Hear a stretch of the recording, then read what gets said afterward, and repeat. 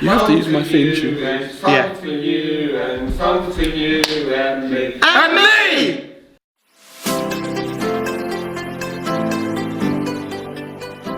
Alright, welcome to another interview. Today we have Dov Citron, who is probably one of the most busiest kids entertainers out there on the market, and I have been on his channel. So if you want to see that, maybe I'll put videos of me while I was with Dov on his channel, and his channel is called Captain Calamity. We're going to come back to that later, because first we're going to find out how Dov got into magic in the first place. This is interesting because I don't know. I'm not entirely. Here's a confession. I'm not entirely convinced I am into magic. Oh. I am an entertainer.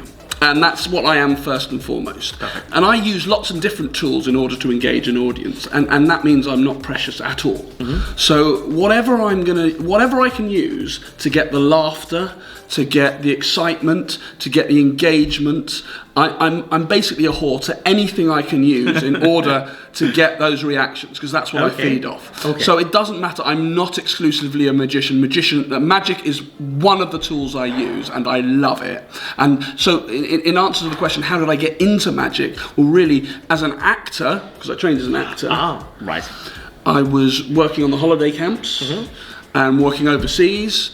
And I needed to find those tools that were going to capture an audience, and magic was one of those tools that I knew I could use, and then build something around. So it was never just a trick. It was always about, that's going to be at the center, the catalyst, but there's going to be loads of other things around it: storytelling, other engagement, lots of different ways of working. A story that just carries on, and then at the end, bang, you have your magic effect.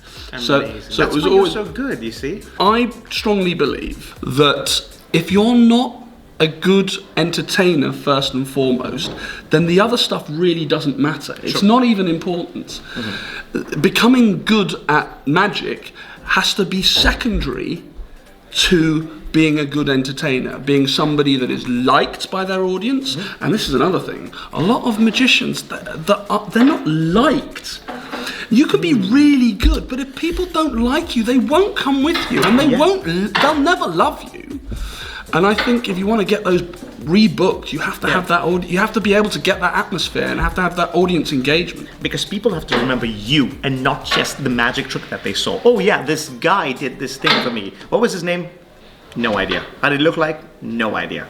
Oh, it's so true. And when I was working in the world of children's parties when I first started, and I was building up my act, people would contact me and they go, we want a pirate at our party, or we want Spider-Man, or we want a superhero, or we want a cowboy, lots of different things, or whatever the latest fad was, Toy Story, whatever it was, and I would be all those things. I would come to the party as any one of those things. But I realised I wasn't creating an identity for myself. And kids would go away and they would say, we saw Spider-Man. And Mum would go, well, we'll get Spider-Man. Yeah. And she'd Google Spider-Man parties, and then another guy would take my work. That was my booking. Yeah. So until you create an identity for yourself, you're nothing yet. You're right. You're right. It has to be about This is gold advice, guys. If you're watching this is gold advice. Listen to what Dov has to say. He's been doing it for years. Okay, sorry. Too many years. I know you're so good, and I definitely wanted to get you for ages on this channel. So thank you. Well, thank you for being on my channel. Oh, well, my pleasure. Well, this is the thing. It's really important, guys, out there. So if you're just starting in the business, this is so key. I see people wandering around Blackpool, right? And they have lots of money, and they think all they need to do is find the next trick, and that trick is going to define them. It's all about the trick. And here's the revelation. It doesn't matter. The trick isn't the thing. Because if you don't know who you are as an entertainer and what you are about, that doesn't matter. If you are rubbish without the trick, you are rubbish with it as well. That's the truth of it. Right. You're right. Yeah. You've done a lot of big events like this. I saw your poster, actually. I was on the underground, and I saw this advertising this kids event. Kidropolis. Yeah. Kidropolis.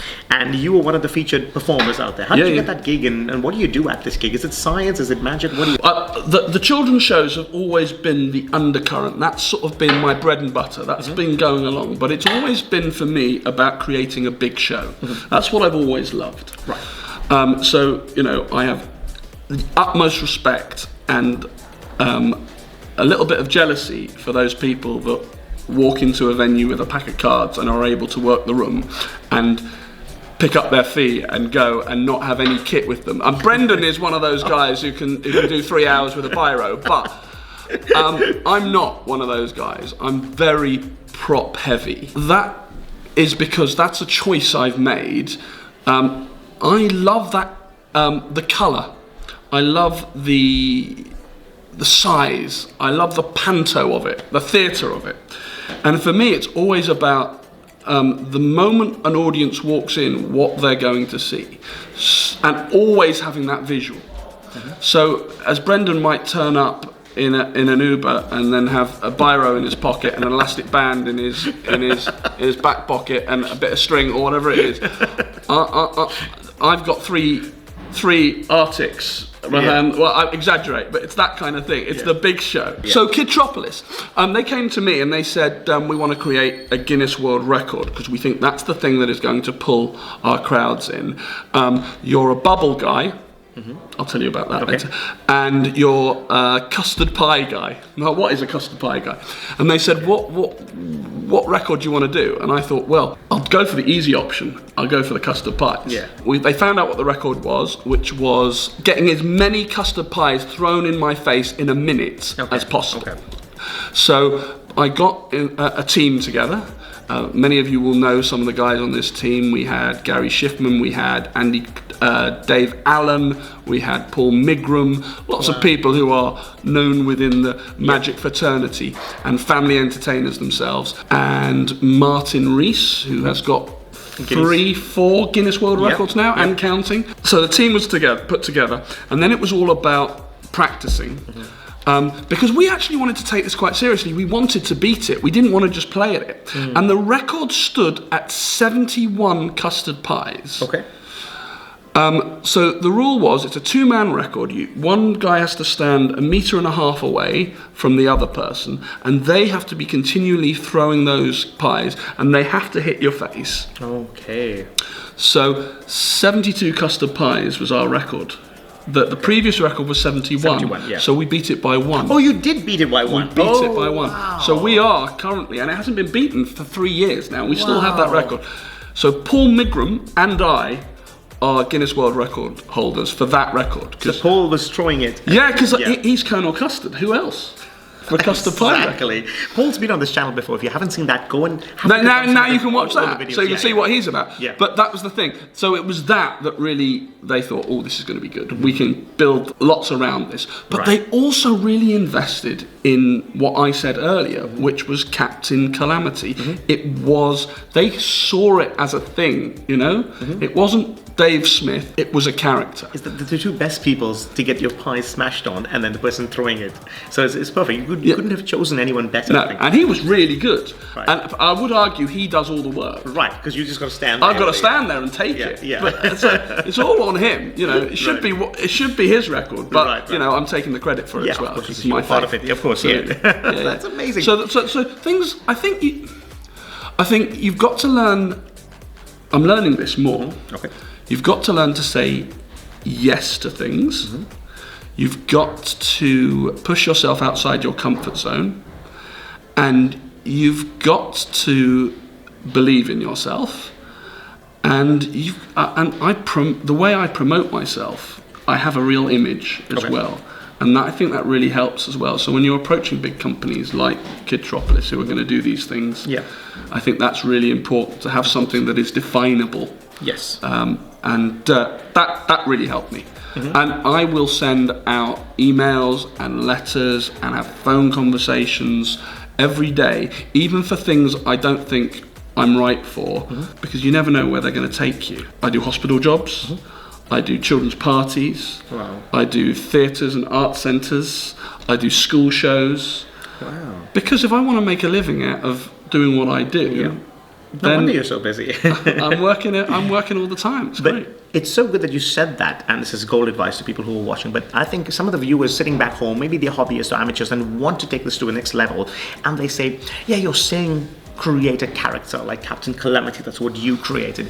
How could they start with doing something like this? How would they even, but basically, how did you come up with Captain Calamity? How many years did that take? Magicians often start with a magic and then they expand out to develop A show or what? An effect around it. Or the presentation. Exactly. I started as an actor, trained as an actor, and so being somebody other than Dov Citron was really important.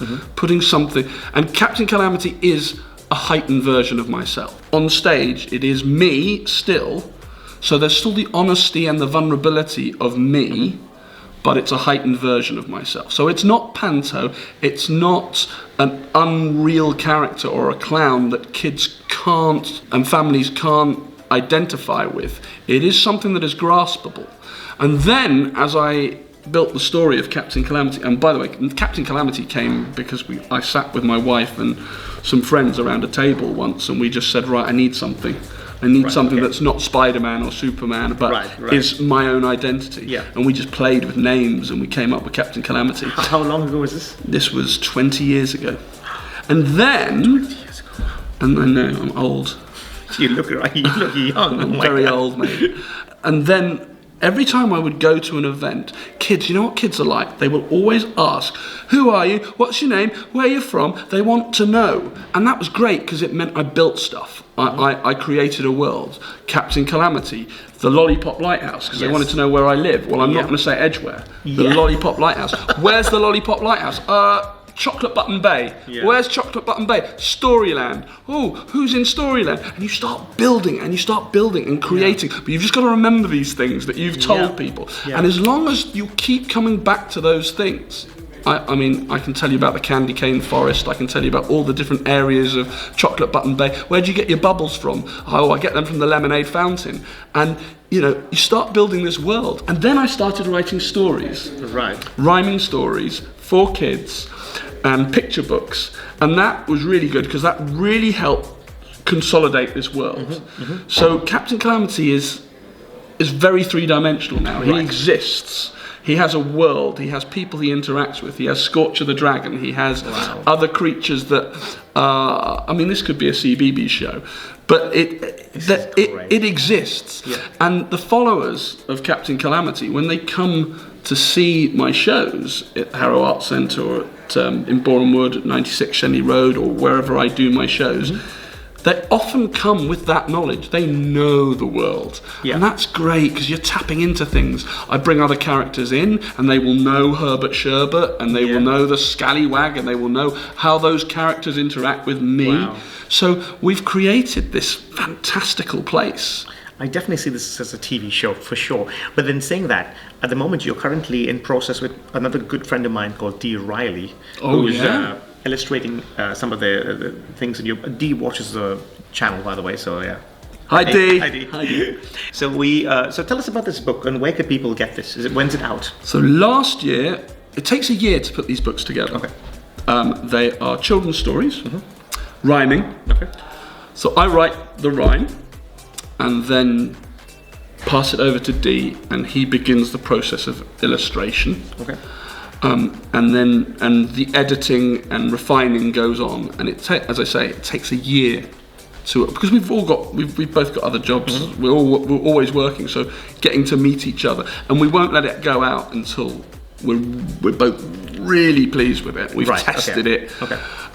So the first book I did with Dee is called Around the Bend. That is out already, and that is you can get that on lulu.com. So go on to lulu.com. We'll put the links in the video description below. So. And then we just brought out another one, ready for Christmas. This one is called This Way Up. And the stories all are directional titles. So Around the Bend, which is the first one, This Way Up, and next year we will bring out one which is called Over the Top. I love that it's all connected. They will all, and they are all connected in like the C.S. Lewis stories, the Narnia stories, in the fact that the first one is about a boy called Zach who goes on an adventure and he goes down the toilet and he goes into the sewer and he meets up with a crocodile and a rat and he goes out to sea on an adventure. And the second one, the next one, This Way Up, is Zach and his younger brother Luca, and they build a rocket ship in their shed out of cardboard and plastic and glitter and glue, and they go up to Mars and they find out what life is like on another planet when they meet the inhabitants of Mars.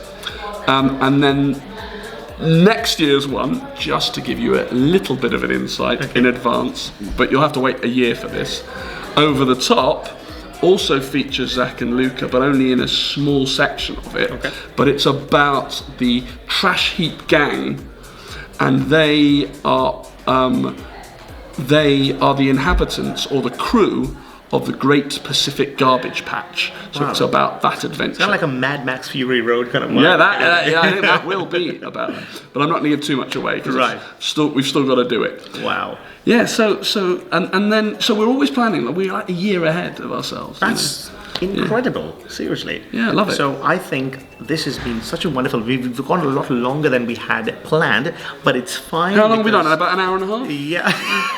Because I got more to say. He does have a lot to say. So if you do want to see Dov again on this channel, message me in the comments below, and I'm sure he's gonna come back and talk about it. They won't want to see me. They don't. Well, we'll see. Well, you never know. They've had enough, I think. Because I think you give some great advice. So yes, we're gonna leave Dov's social media links in the description below, so you can see it. Go and watch him at some of these gigs he was telling about earlier. Yeah, I mean on the YouTube channel you can see the shows, so you can see. I'll put my money where my mouth is, and you can see what it is I do. Seriously, you're going to see a lot of magicians that you might already know on the channel. I've been on there about 3 times, so definitely check it out. I'll leave the link below. Yeah, it's such a fun. The theme song is so good. Oh, you'll never get it out of your head. Yeah, and it's in all my shows as well. Yeah. So this is great. Fantastic. Seriously, go and check him out. And if you did enjoy this video, actually, I'm not going to say anything. Martin has got something to tell you. So we're going to end the video here. Bye-bye. I'll see you in the next video. Take care. You're a very good interviewer, by the way. You did a great job. Thank you. No, I just think you should know that. You listened as well. Thank you. Just gone blank. It happens sometimes with interviews. I think it is called This Way Up. So, what's your next question? Go on. So my next question is. So it's not just the entertainment. It's not just the. You make me do. You talk really fast, by the way. It's very speedy. You've got a lot to say. Yeah, there's so much to talk about with you. But it's your energy. It's really good. Thank you. Volume, and energy, and power. We know when you've arrived. Sorry, where were we? I was distracted. Don't forget to like, comment, and subscribe. I told you the 4 of hearts.